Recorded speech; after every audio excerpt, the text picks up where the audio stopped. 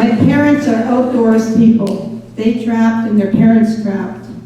They lived off the land. Mom talks about Grandma making a quilt from rabbit skins. And Dad talked about squirrel's nests for diapers, which pretty itchy, I guess. But that's what they had in those days. We eat moose meat and fish, and when you don't have moose meat for a couple of weeks, you start craving it. Gophers, they're a treat. When I started school, it was a Catholic boarding school.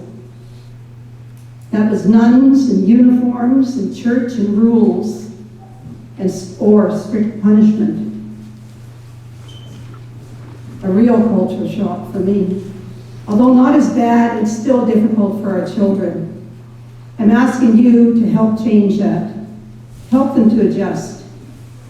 Meet their parents, visit our First Nations offices in Whitehorse and Haines Junction and the other communities.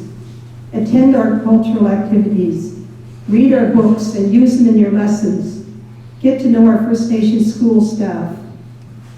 And make a difference. Look after our children, teach them. And at the same time, learn to understand them. First Nations are not on par with the mainstream graduation statistics. You are in a position to change that just by taking the time to understand, accept, and learn our culture, lifestyle, and individuality. Make changes and everyone will succeed. You, and most importantly, our children. I have a quote from the chair of the Yukon Chiefs Committee, Chief Joe Linklater. It was in the Whiter Star, some of you may have read that. The Education Department's 2005-06 report says that First Nations students comprise 30% of the total student population. Although they are represented in much higher numbers in the communities, we need a high-quality academic education that also provides what's needed, what's desired, and what's culturally relevant, the chief said. We want young people to have the opportunity to learn about life on the land through experiential learning. Today, the options the teachers have are limited. If the situation is that a child suffers academically, they get put into a non-academic class, one that doesn't challenge them. Linklater said he wants to see classes where First Nations students are actually learning something. There is a need for teachers with backgrounds relevant to First Nations, he said. And without that background, then learn about the culture. Then you have that choice. Most of our children still hear the language. So a lot of what happens in your school system is that the children, the language, there's a gap between the teaching and the learning at home. There's a gap there between what they learn in the classroom and what happens in the home, because not all of their homes have individual family members that actually read to children. Okay, it's still a very oral culture. It's a very oral history. So there's a lot of talking going on in our homes, not a lot of reading. And so when you send homework home with these kids and you say, read this, it sometimes doesn't get done.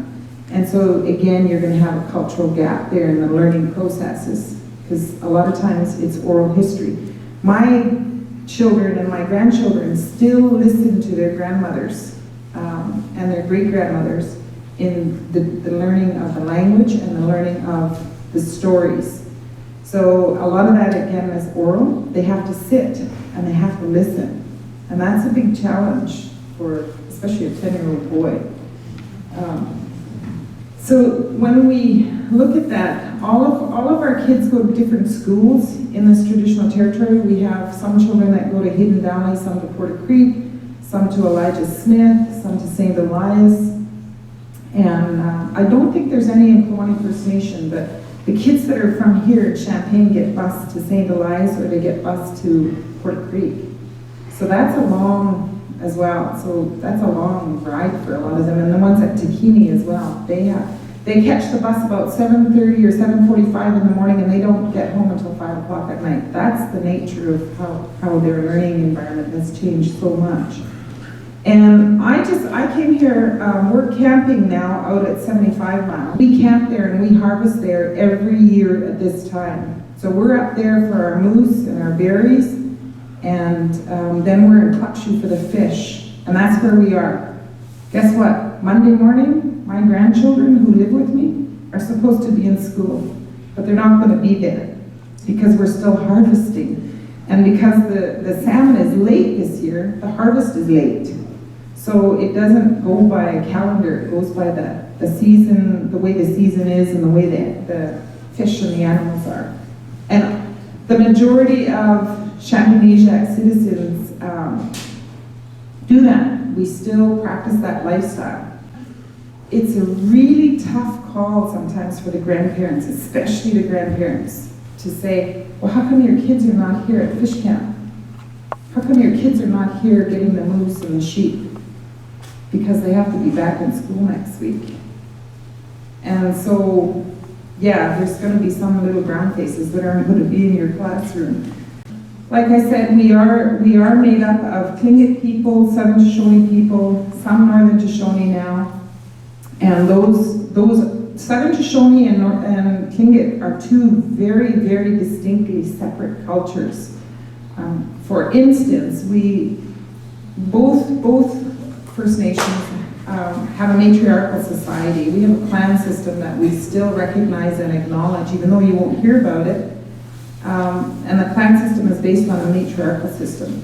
And so I'm a Raven or a Crow clan member because my mom is, and her mom was, and her mom, and so on and so forth. And so regardless if you're male or female, you follow your mother's lineage.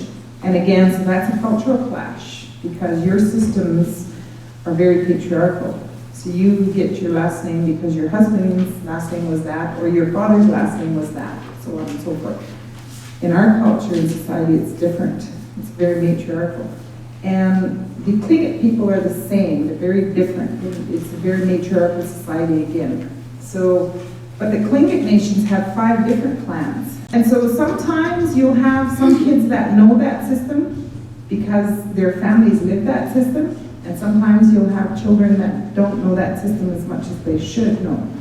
And that's basically because of a cultural gap in the learning, but also a choice that some families make.